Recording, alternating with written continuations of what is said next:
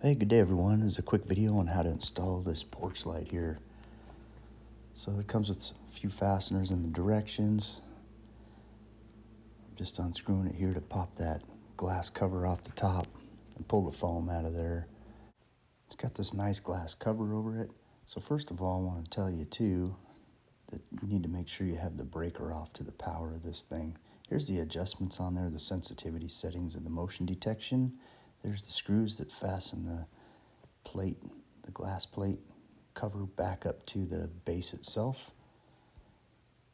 Here's a look at the motion detection and the light sockets. That's the motion detector sensor right there. Those fasteners are what's going to hold that puppy into place after we secure the bracket to the overhead.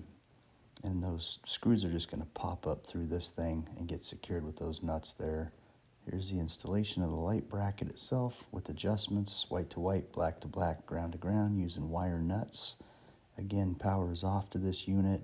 Here it is wired up, and just securing the base to it, screwing in the light bulbs. And here's a look at it with the glass case installed.